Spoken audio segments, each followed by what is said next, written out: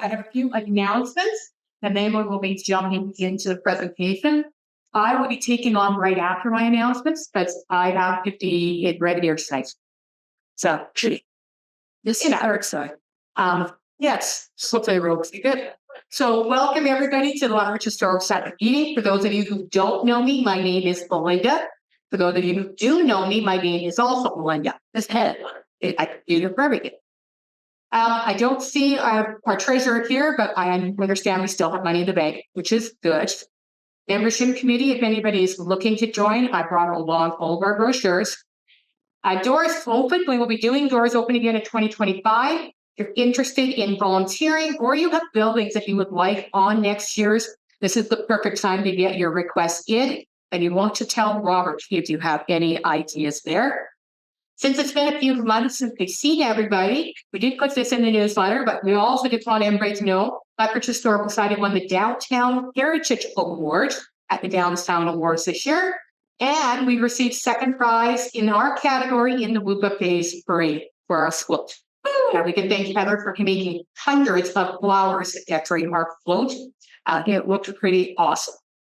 We're also right now working on 13th Street North plaques. We have drafted several that we're going to be discussing with building owners. We have funding for 3 or 4 plaques a year, and there's probably about 10, 12 buildings along there we'd like to get plaques. It will depend if the owners want to work with us. So if you have any friends, family, you know anyone who owns the building on 13th Street North, and if you can help us with an introduction, that's always easy. So please come and talk to any member of the executive, and we will hook you up. Talk with that person. Of course, we'll have our next program next month, but our special program coming out in November is on November 7th. That's Dr. Alex Johnston lecture that we do in partnership with the University of Lethbridge. Dr. Michelle Polk, who will be speaking on Métis history from Carleton University, will be our speaker. Our AGM is coming up in November. We are looking for 2 or 3 board members. So if you or anyone you know loves governance, loves hanging out with some very cool people once a month, and wants to be helping determine the future of the Lethbridge Historical Society, please let any member of the executive know. We'll pass you on to Carol. And if you are a member of the Lethbridge Historical Society, probably only for this meeting and the next, we are offering a few of our books for free for members. And there is about 10 or so you can choose from. It is listed out in the newsletter. And if you are interested, please let Robert know so that he can get you your free copy of those books. Didn't officially call a meeting. I just gave announcements. I don't actually have to adjourn a meeting. So I am going to step out of the way, pack my stuff, and get out of your hair and pass it over to Lorian to go on with the programming part. Thank you. Well, slides is we're going to have a really good time. So, Bobbie, please.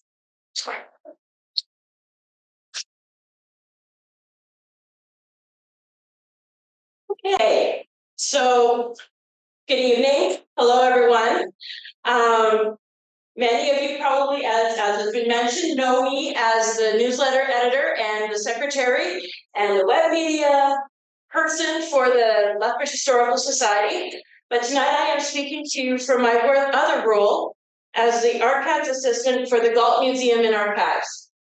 And I'm very excited to be here tonight to get to share with you probably the most important project I've been able to work on in my working professional career. So I'm very excited about talking about this. It is through my role that I was able to embark on the journey that I'm going to share with you this evening. Now, while I'm speaking, this PowerPoint here is going to just scroll lazily through some exhibit panels and some landscape images from the Nitsitapii Landscapes project. So just enjoy them while I'm talking. And now let's begin. So this journey, it started like all journeys with a concept.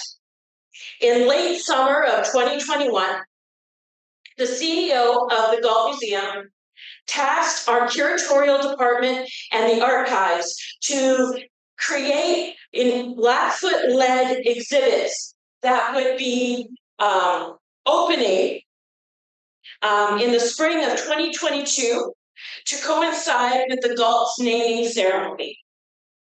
So I decided that since my job is to create archives exhibits, I would create the Galt Archives exhibit to look at Southern Alberta landscapes. Since we have a lot of beautiful landscape photographs in our collection, and have worked with a Blackfoot elder to look at these photographs in these places through a Blackfoot perspective. So I set off to find an elder or a knowledge keeper to work with.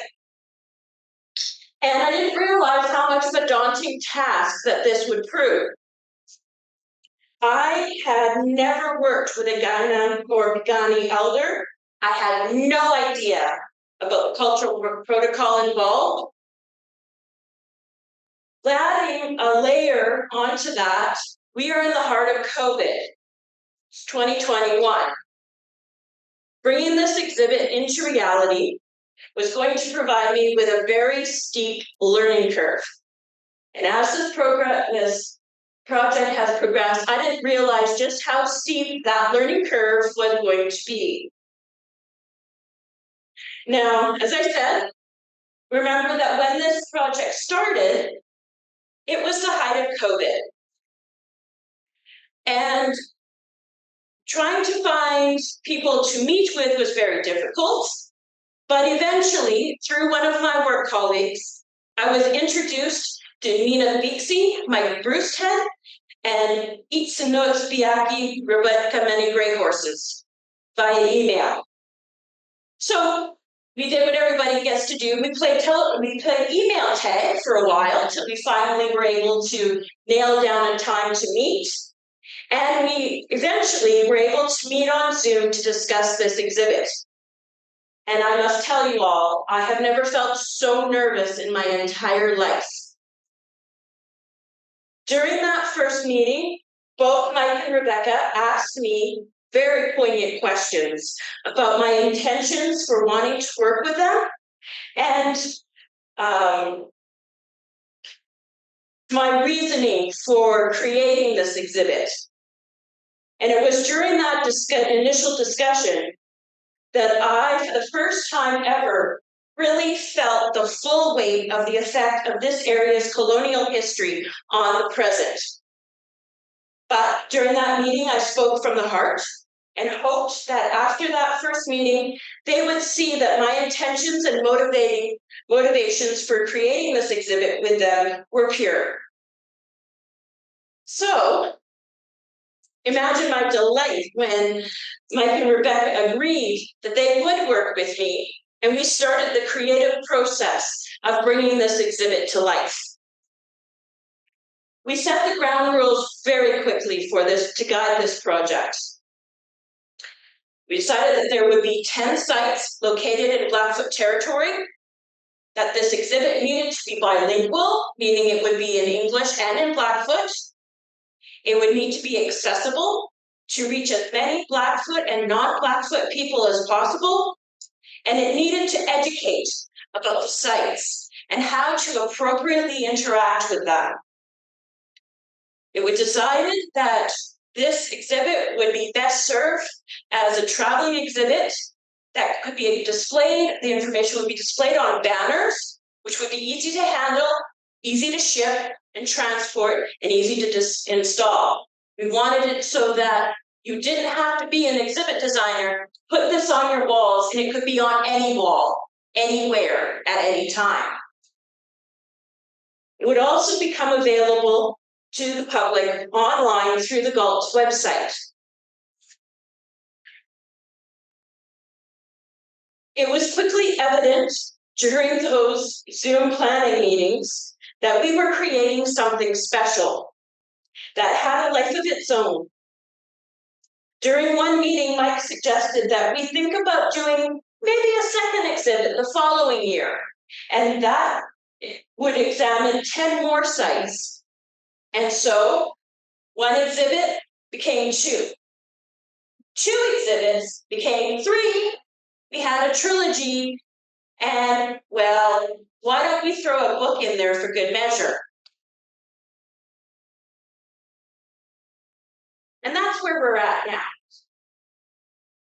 Through this trilogy of exhibits, Blackfoot and non-Blackfoot folks learn about the history of these sites, original Blackfoot place names, and the cultural importance of these various landscapes to the Nitsitapii.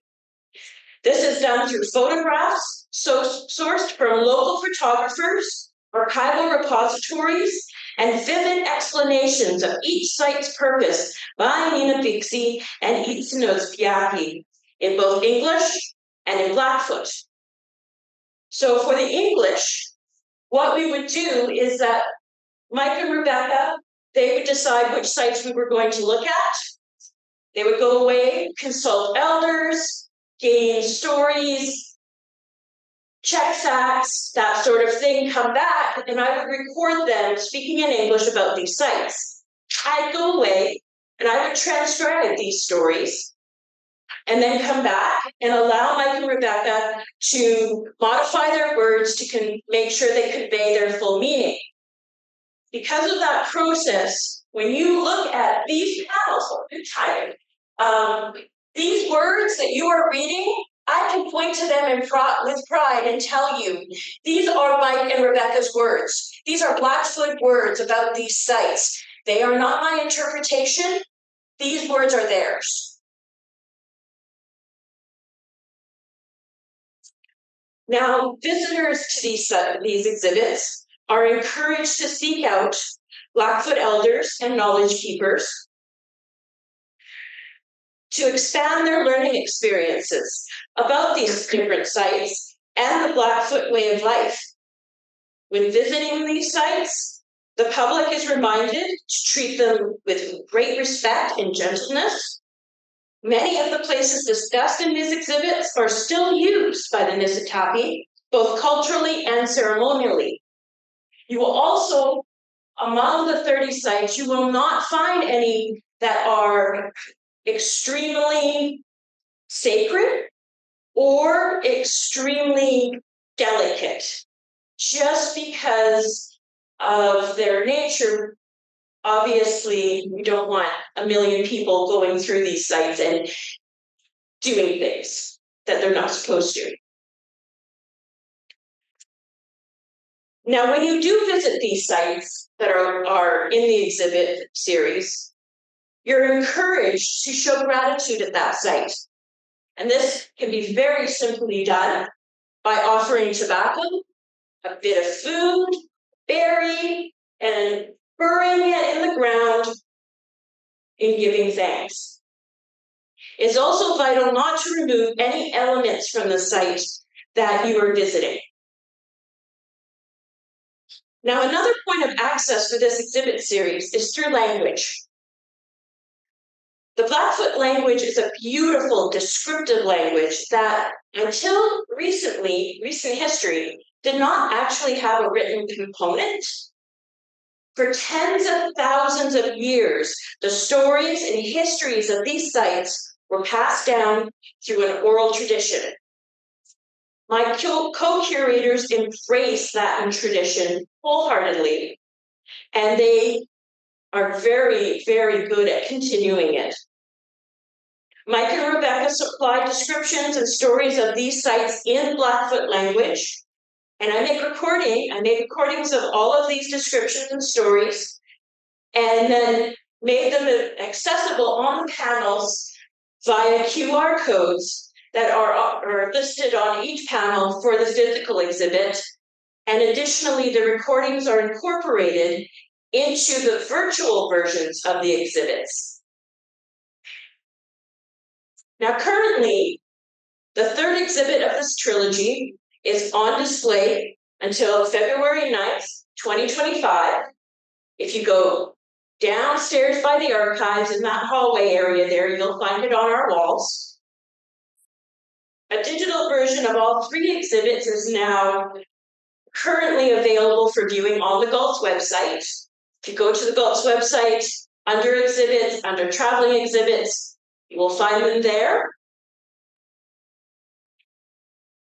And the third exhibit, like its sister exhibits, will also become a traveling exhibit once it is no longer on display. Now, as I previously mentioned, there are 30 sites in total, and they reflect the idea that the Blackfoot Nations were not just a plains people, but they were also a mountain people as well. Their territory is and was vast. The locations that are in this exhibit trilogy, they cover the breadth of Nitsitapii territory, from the North Saskatchewan River up north, east to the Cypress Hills and the Great Sandhills, west to the Rocky Mountains, and south to the Judith and Yellowstone rivers in Montana. And the types of sites that are covered range from camping sites, like the ones that they used in Pavan, all the way to Piscan or buffalo jumps, like Ulm down in Montana, the Old Woman's Buffalo Jump, which is not too far away from Head Smashed In, and also navigational points, like Cypress Hills and the Milk River Ridge. Participating in this project continues to change me in various ways. I look at this space, this landscape that I was born in and grew up in through very different eyes. Through this project, I was gifted the Blackfoot name Agagsimstaki, which means many thoughts woman. By that chuckling, if you know me, you realize just how apt and fitting that name is. I was gifted that name by my exhibit co-curator and elder, Nina Bixie, at the opening ceremony of the first Nitsitapii Landscape exhibit. Now, I should also mention, it was also during that exhibit that Mike, Rebecca, and I met each other face to face for the first time. We created that entire first exhibit via Zoom. Did not know that that was possible, but apparently it is.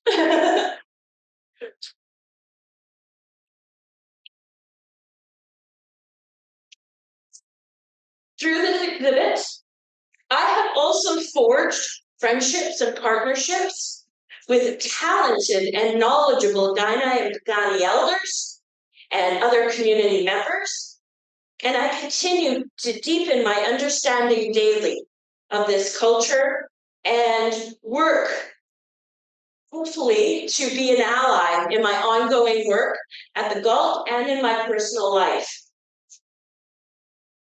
This project, as I said, has a life of its own, and it continues to offer amazing opportunities for connectedness and growth. For example, the Lethbridge School Division, as it embraces Blackfoot education, has become an enthusiastic supporter of this project.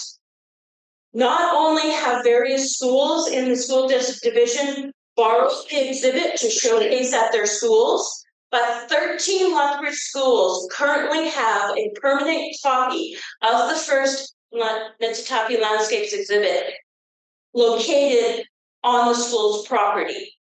They are looking into getting the next two exhibits as well to incorporate them into their institutions. Likewise, the Holy Spirit Division has also embraced this project, and they also have bought permanent copies that they circulate throughout their schools to help broaden Blackfoot education in the school system.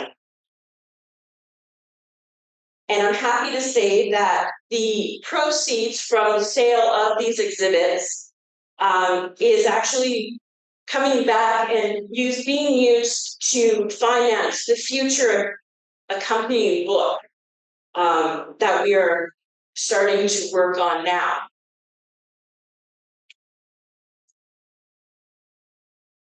Now, the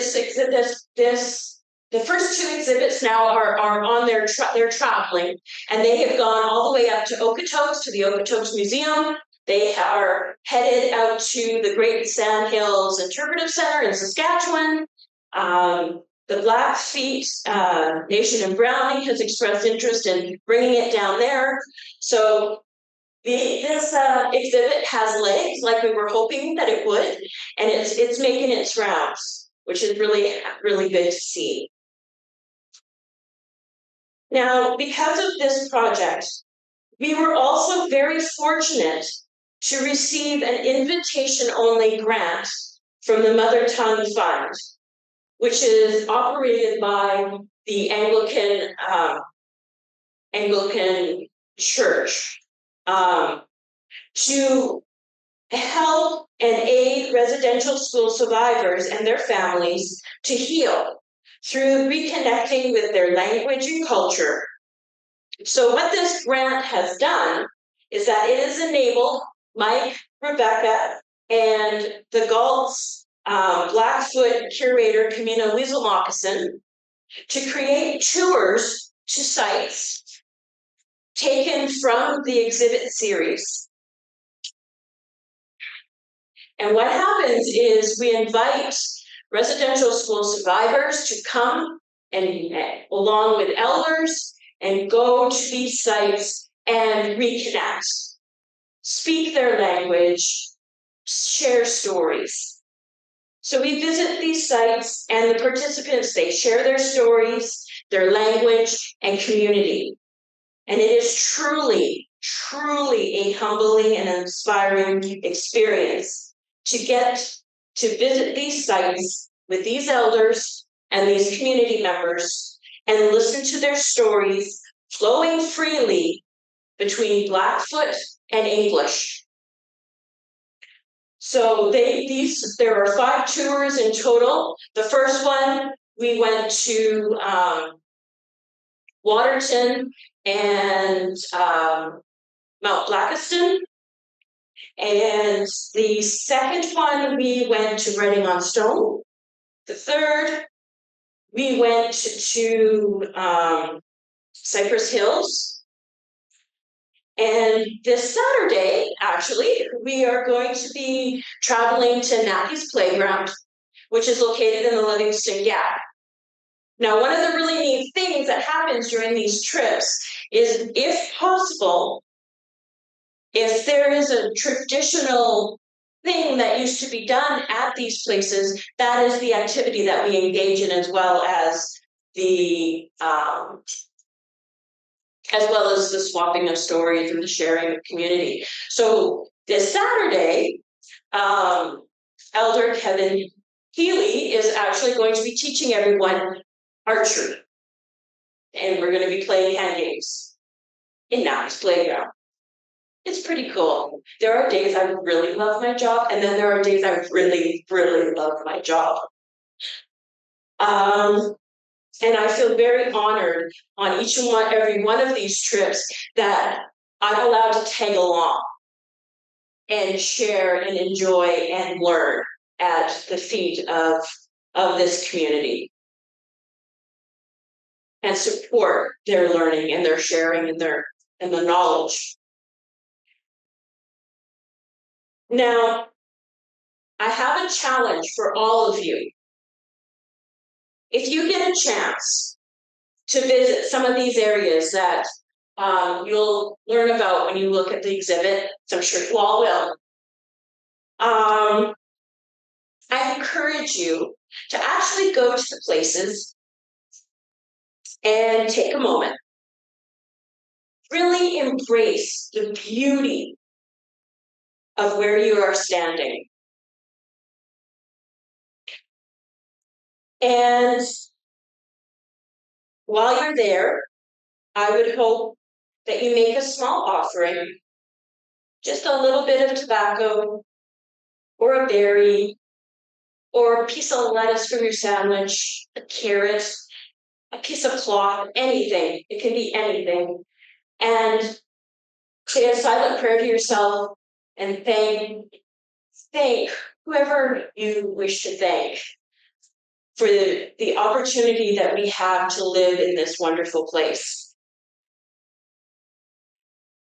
Then, the next thing I want you to do is to open your phone, load up the online version of the exhibit, and find the panel of the place you are visiting. While you're there, at the bottom, if you scroll down, you'll find the link for the Blackfoot recording for that site. And for the first and third ones, you'll find a link you'll usually find two links. One is Mike talking, the other is Rebecca talking. Play them. Stand there and listen to their words. It's okay. It's in Blackfoot. It's okay if you don't understand completely what they're saying. But I want you to listen and look around you. Because even if you don't understand what is being spoken, I promise you, after a few minutes, you're going to get it. You're going to feel it. What they're speaking about. And I guarantee you that experience will change you. Just like working on this project has changed me.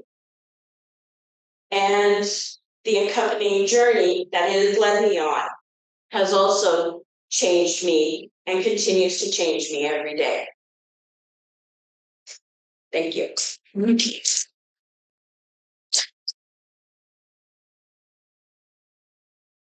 Well, thank you very much, Bobbie. I have witnessed firsthand, almost, how much time and effort that she's put into this since the very beginning of it. And I'm very proud. I was able to attend the pipe ceremony for the opening of this third piece a couple of weeks ago. It was about a month ago now. Was it? Oh, my time flies. But it was a beautiful ceremony. We were all able to partake in the pipe ceremony and listen to the co-curators speak and talk about all these stories in English and in their own language. And it was my first pipe ceremony. But it was an absolutely beautiful experience. And she's right, I didn't understand a word of Blackfoot that was coming out of their mouth. But you really do start to understand what it is that they're saying, particularly when you've got these lovely panels to go along with it. So, does anyone have any questions or comments for Bobbie or about the exhibit in general? Is there any location that gives you just like, which location gives you the deepest feeling of awe or connection to the story? Oh boy. They're almost, we've worked so much with all of them, they're almost like your children. But I would say for the panels and themselves, I would say my favorite one is Yellowstone, simply because in that Rebecca shares an amazing story about her grandmother, and it brings tears to my eyes. And when I was looking for images, so it was Mike and Rebecca, as I said in my thing, they would supply the stories, and it was my job to supply the pictures. So I have this amazing local photographer. Her name is Kyla Black.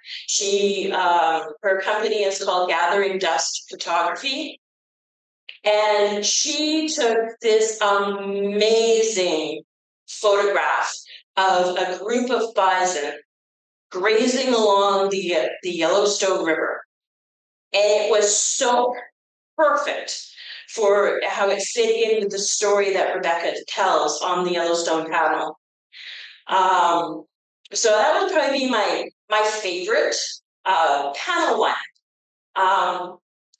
But things, now that I'm getting to go to these different sites with the elders and experience them with this community and listen to them speaking and Blackfoot and everything, I would say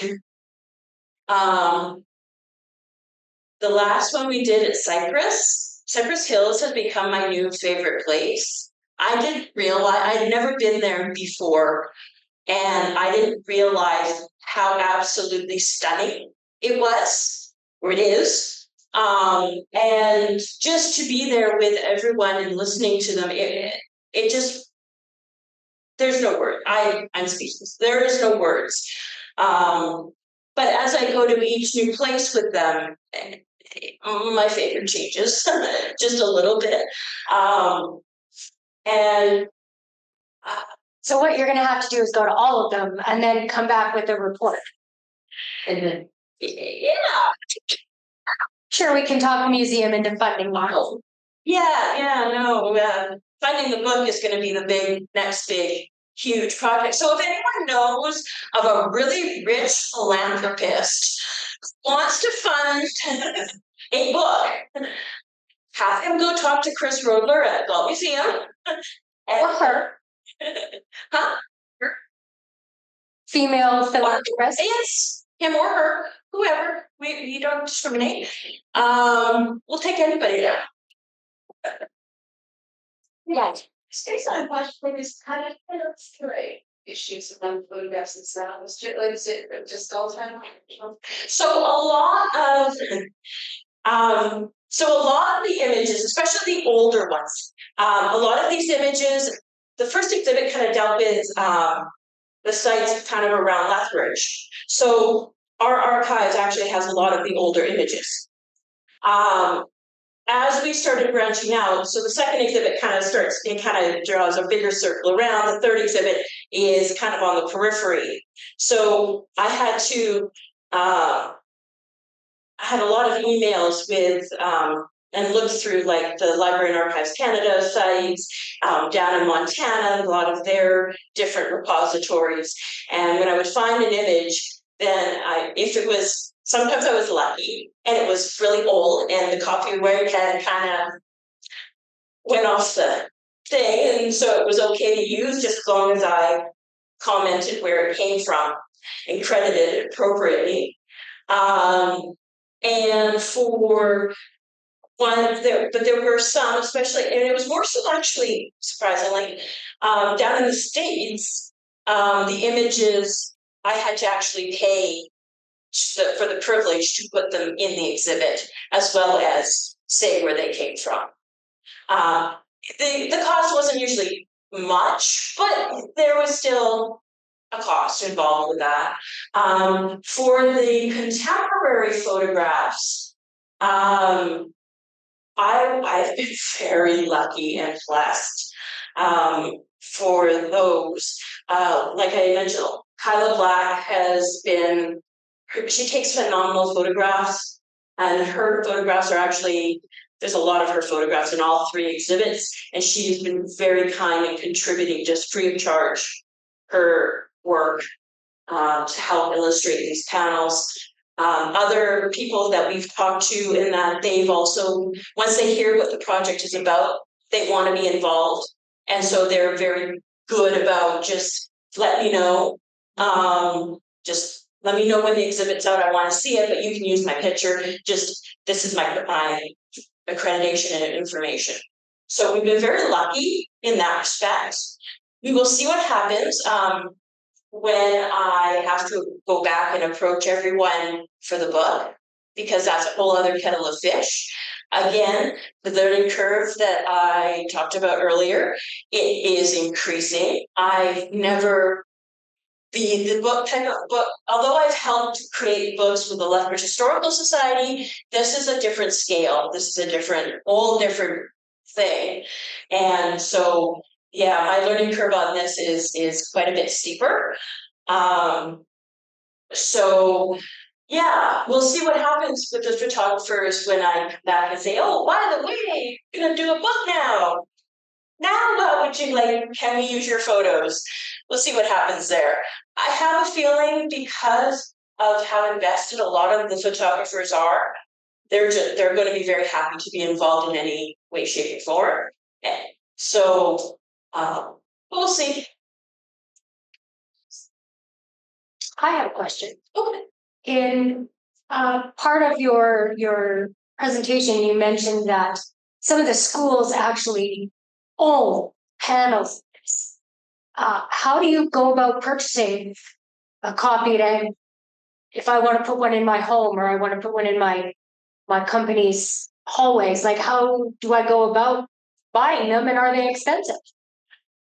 They're not. I mean, I suppose I don't really have a frame of reference for how much it costs. But It's well, the you would actually kind of go about the same way as if you were buying or borrowing it.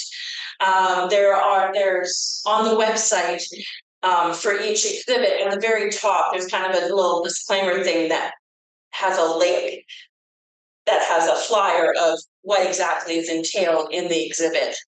Like how big the panels are, how many there are, all that kind of nitty-gritty stuff, and then who to contact to arrange to borrow the exhibit or to buy the exhibit.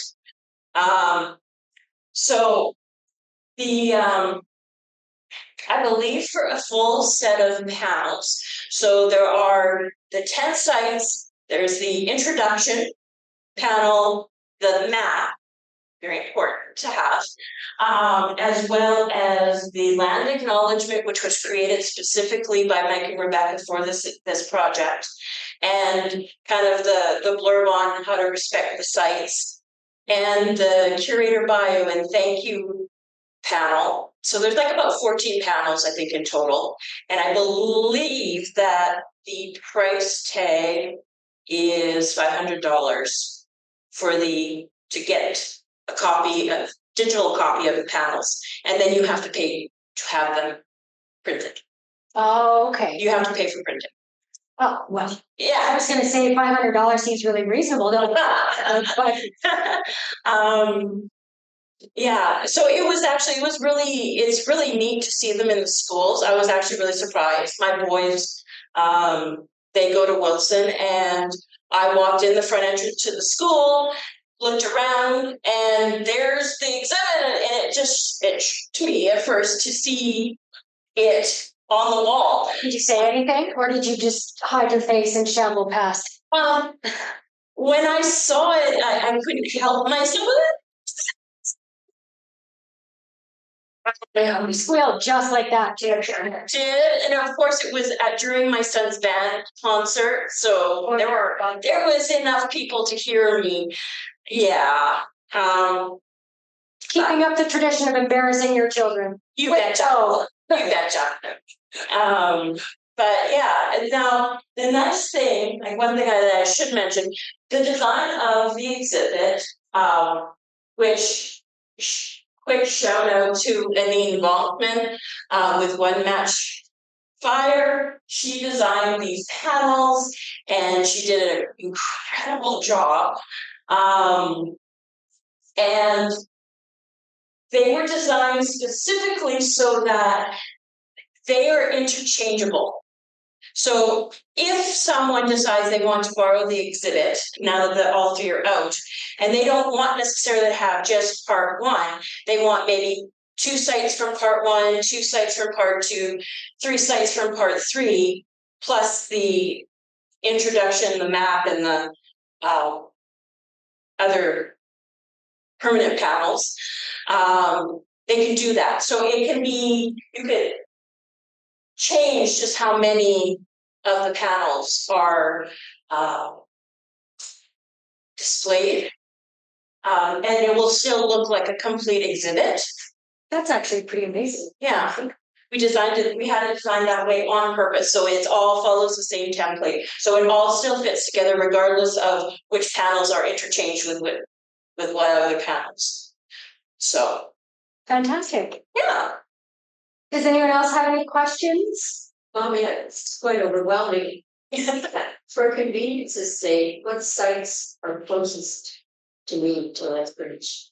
So Well, this one here is probably the closest. Yes, right here. It's really, really easy and accessible. Also, included in the first exhibit is the medicine wheel that is just outside the Galt Museum. Those are probably the closest. After that, it would be Waterton, Writing on Stone, His head smashed in head smashed in, and within Waterton, like there are looked at Crow Chief Mountain, which was formerly known as Vimy Peak, Mount Blackiston, and Sundown Views. Sundown Butte is fairly close. Crow's Nest Mountain, Turtle Mountain, which of course is Frank Slide. Cypress is not terribly far away. I mean, it's a little bit of a drive, but it's not too bad. The Livingston Gaps or Napa's Playground, it's fairly close. The only ones where you're really going to have a bit of a drive and a bit of a border issue are all of the Montana sites. So down in the Ulm Buffalo Jump and Hellgate and Yellowstone. Yellowstone. I think one of the other really neat things, and one of the things that I'm so excited that we're going to get to capture in the book. One of the hard, unfortunately, to create this exhibit, part of exhibit design, it's you're only allowed 300 words for a panel. That is somewhere somebody decided that is the maximum amount that a museum visitor will take the time to read. Okay. Some less, some more, but on average, 300 words. So for these stories, it was very difficult for Mike and Rebecca to have to limit themselves so greatly to 300 words, especially if they were both talking on the same panel, because then they have 150 words each. So while we were creating these exhibits, I would constantly tell them, save it for the book. Just save it for the book. We can put it in the book. You can expand in the book because it isn't enough space. They do an amazing job of capturing the basic essence of the stories. And that's one of the really cool things about the panels as well, is that when you read them, it sounds like Mike and Rebecca are talking. They're standing right beside you talking, because you were able somehow to capture their voice in the words. And so, yeah, this is, it's just been such an experience. It's just very special. We're gonna matter here in a second. So I'm gonna officially say thank you to Bobbie, and please feel free to continue on and get some snacks.